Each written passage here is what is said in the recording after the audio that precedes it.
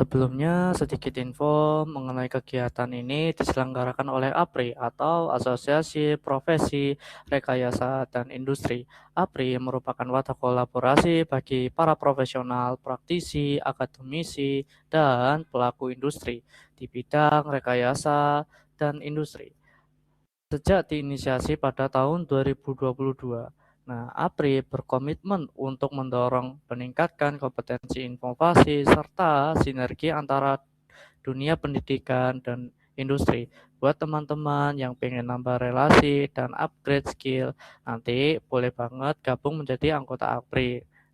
Info selengkapnya bisa dicek langsung di websitenya APRI ya teman-teman, yang sebagaimana tertera pada obrolan publik di website tampil tersebut teman-teman.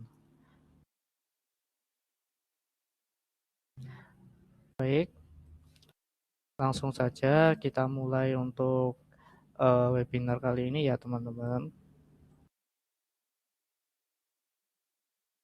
Baik, untuk materi kali ini adalah salah penggunaan timer dan counter sehingga menyebabkan waktu mesin menjadi tidak konsisten ya.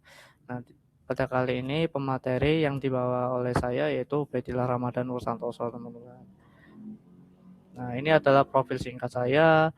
Jadi saya mendapatkan sertifikasi lisensi yang berupa kapal tanpa awak, kemudian sertifikasi kompetensi, dan juga program kreativitas mahasiswa ya teman-teman, Kasa Cipta.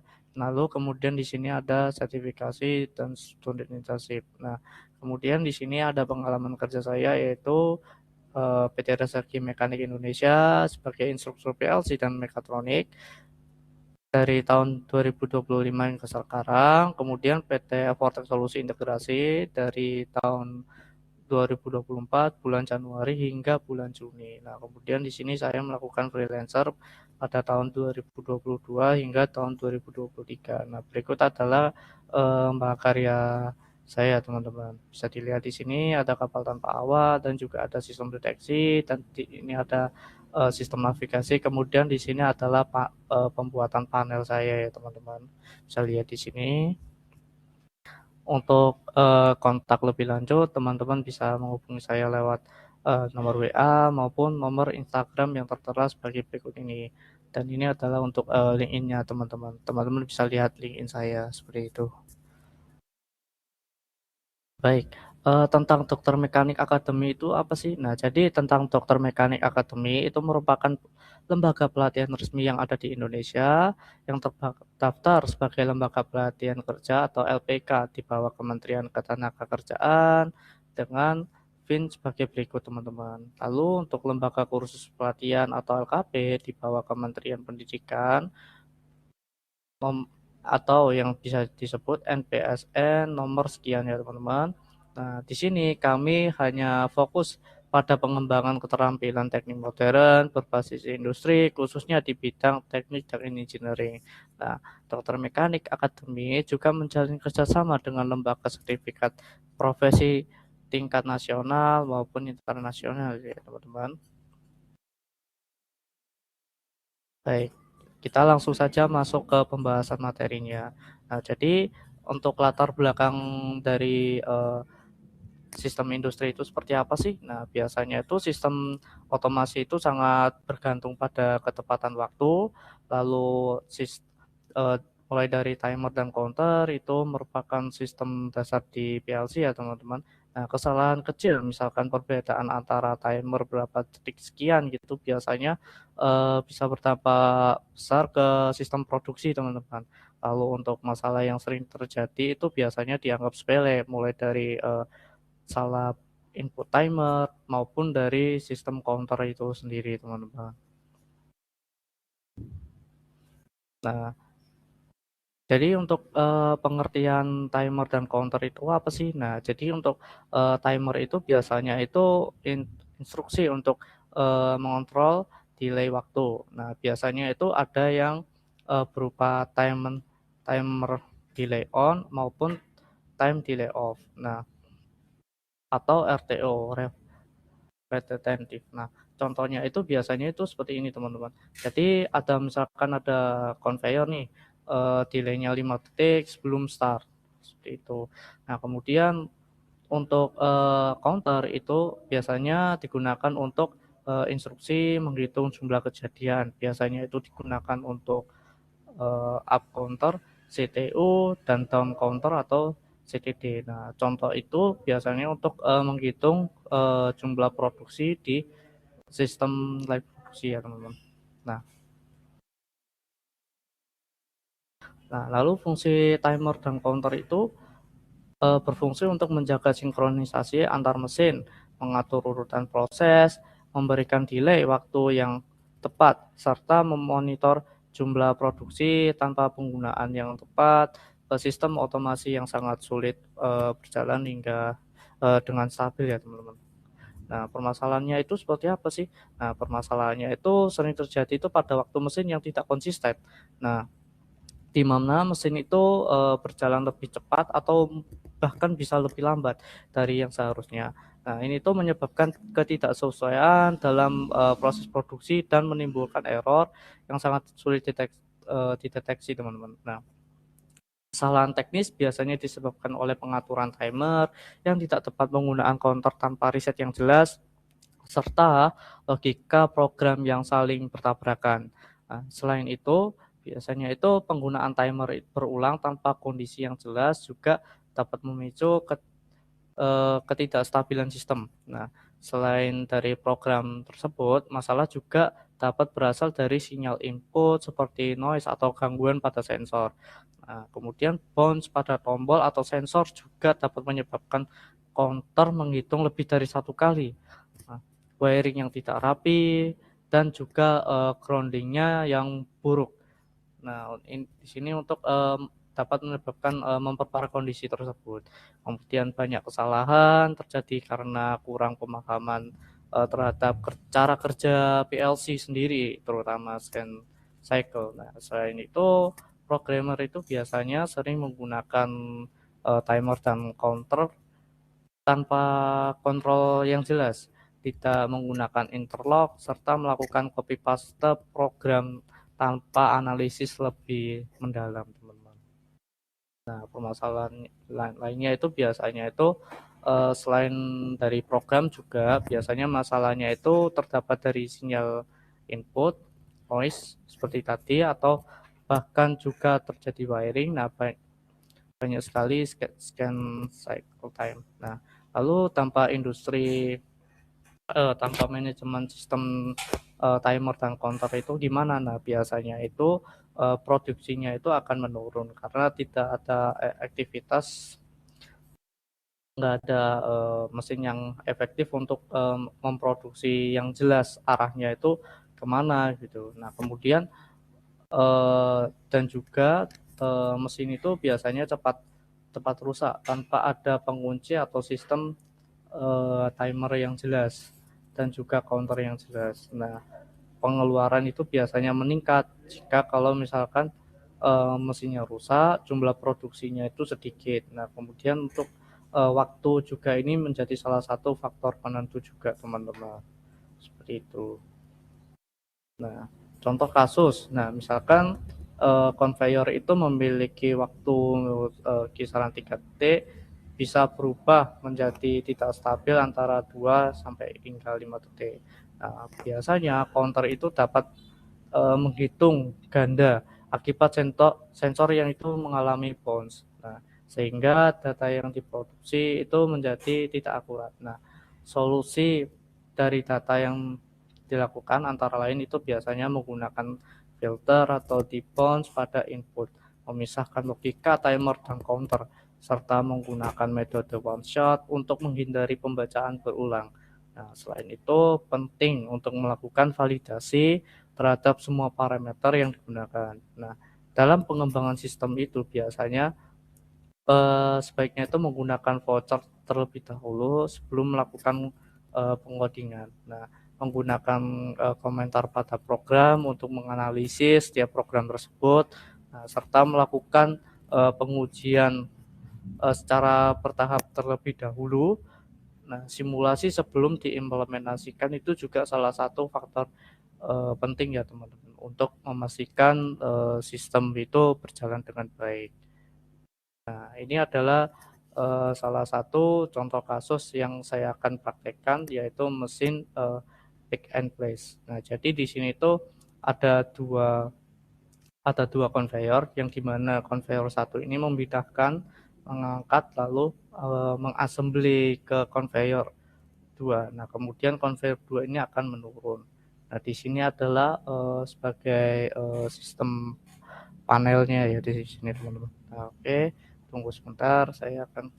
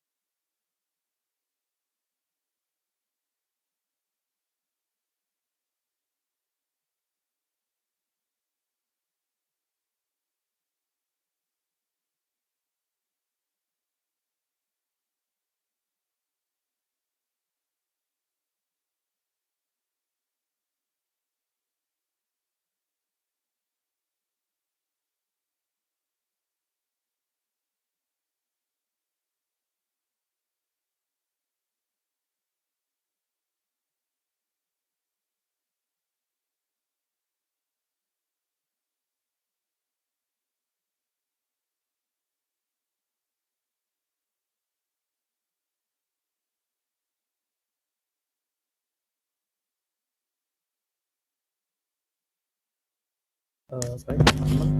Berikut adalah contoh dari sini ya teman-teman. Ini merupakan contoh yang salah ya teman-teman.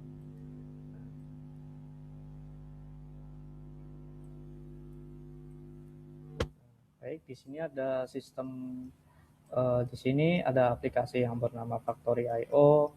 Jadi sebelum diimplementasikan ke mesinnya secara langsung, teman-teman harus juga memperhatikan terlebih dahulu menggunakan simulasi ya teman-teman. Nah, karena kenapa? Nah, takutnya itu ada beberapa mesin itu yang bertabrakan ke mesin-mesin yang lain teman-teman. Nah, sebagaimana ini misalkan saya contohkan sebagai start teman-teman. Nah, di sini keluar di sini ya. Nah, di sini adalah dari besi ini maupun ke besi ini. Nah, jadi ini hasil besi manufacturing ya teman-teman. Nah, di sini ada bagian atas, lalu di sini ada bagian bawah. Nah, di sini ada sensor ya teman-teman. Ada sensor 1, sensor 2, dan sensor 3. Nah, di sini itu untuk part yang dimana itu part akan diangkat, lalu kemudian di sini adalah part basementnya. Nah, ini part tutupnya dan ini ada part basementnya. Nah, lalu kemudian di sini ada ini mesin pick and place dan di sini ada mesin clamping ya teman-teman. Nah, ini tuh biasanya itu menggunakan ini tuh elektropneumatik, bisa jadi menggunakan elektropneumatik maupun hidrolik ya teman-teman. Tergantung juga jenis setiap mesin-mesin berbeda di setiap industri lainnya. Nah, baik. Di sini ada pemrogramannya mulai dari start, stop maupun dan pemrograman lainnya. Nah, di sini mulai start yang biasanya itu untuk menyimpan memori di sini ya teman-teman.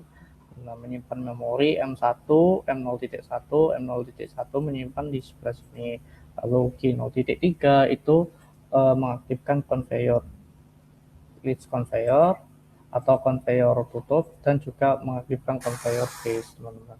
Nah, di sini Q1.3 itu stop, lampu stop teman-teman. Nah di 1.1 itu adalah lampu itu. Nah lalu di sini kemudian ada sistem conveyor leads-nya ya teman-teman. Nah, sistem conveyor leads misalkan dari sensor ini menyentuh, kemudian di sini menyimpan memori terlebih dahulu ya teman-teman.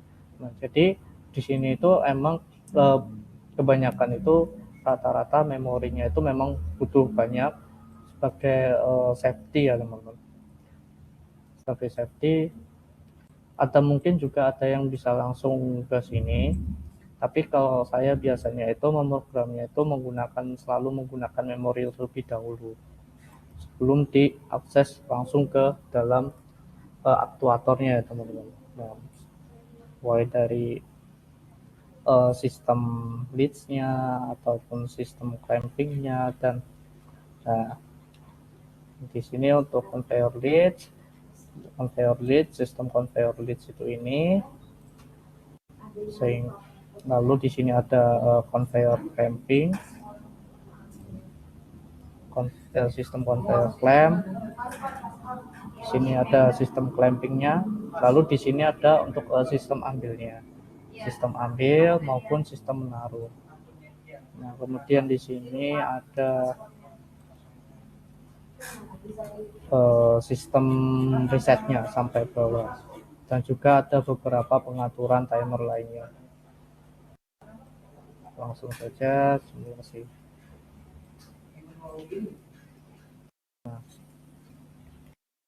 Nah ini tunggu terlebih dahulu. Nah setelah di clamping maka dilepas. Nah seperti ini teman-teman. Nah tapi ini juga masih salah ya teman-teman. Nah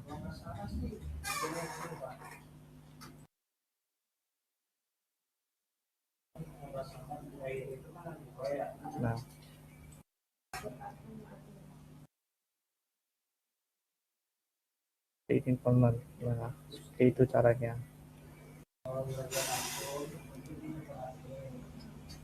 Dan di sini ada untuk penghitungan counter juga di sini.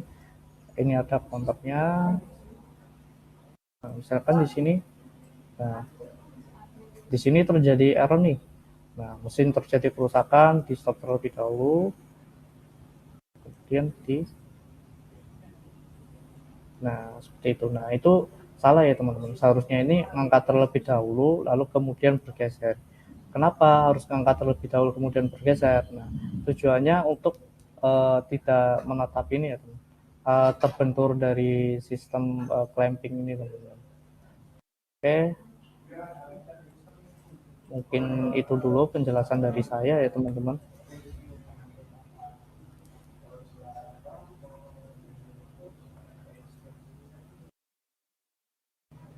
Baik, setiap pertanyaan dapat mengajukan maksimal 3 sesi, dibatasi satu kali agar pembelajaran tetap tertib, berfokus pada materi yang tersampaikan ya teman-teman. Silakan teman-teman ada pertanyaan.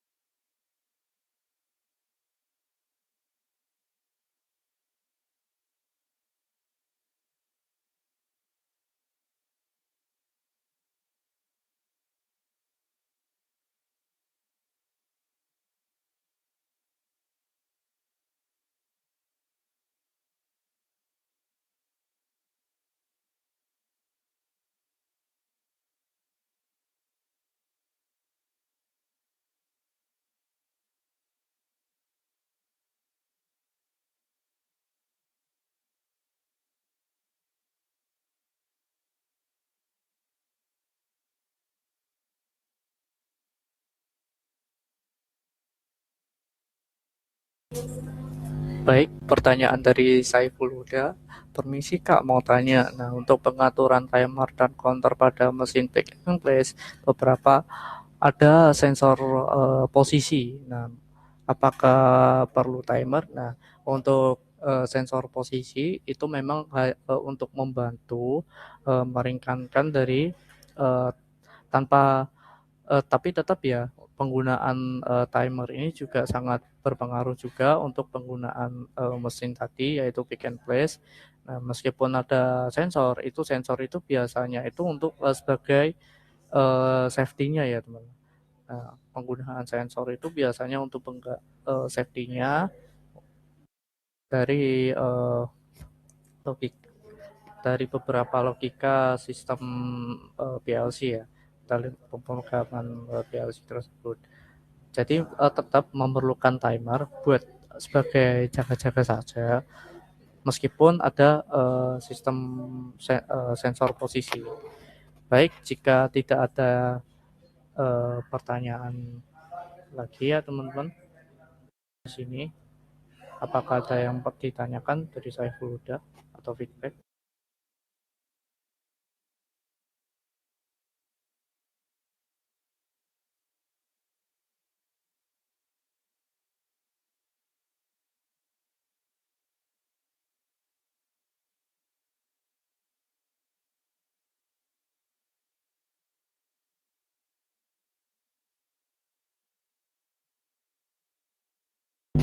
Baik, jika tidak ada pertanyaan dari saya Huda atau tidak ada feedback, nah sedikit informasi tambahan teman-teman APRI secara rutin penyelenggaraan webinar, diskusi keilmuan, serta program meningkatkan kompetensi dan eh, dapat diikuti para anggotanya ya teman-teman.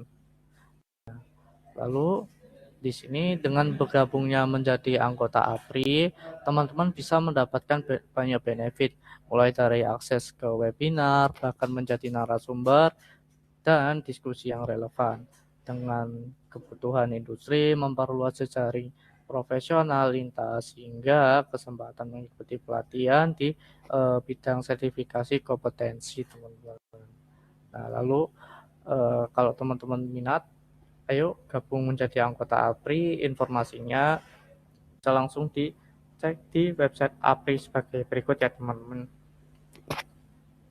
Baik melalui kolom publik chat dan sebagainya teman-teman. Nah, lalu di sini ada course ya teman-teman. Jadi teman-teman bisa akses course secara gratis. Nah, cara enroll course-nya gimana? Nah, jadi cara enroll course-nya itu teman-teman buka website Dokter Mekanik Academy, kemudian klik login terlebih dahulu. Nah, setelah teman-teman login, itu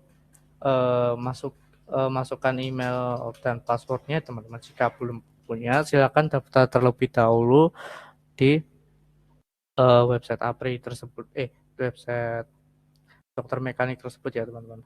Lalu kemudian untuk cara enroll course-nya teman-teman, nah cara enroll course-nya teman-teman eh, klik engineer course, nah kemudian course gratis teman-teman di sini, kemudian teman-teman klik lihat. Nah setelah teman-teman klik lihat, nah di sini ada nama katalog kelas. Nah kemudian cari kelas dan masukkan eh, nama nama kelasnya ya teman. Cari kelasnya kalau mau teman-teman sapa silakan cari yang berbasis tentang PLC silakan cari ya teman-teman, lalu klik pelajari sekarang.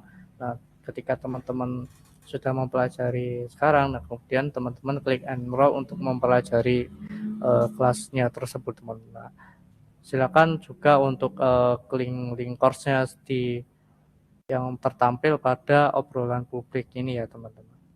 Baik, mungkin cukup sekian dulu pada webinar kali ini ya teman-teman. Sekian dan terima kasih. Wassalamualaikum warahmatullahi wabarakatuh.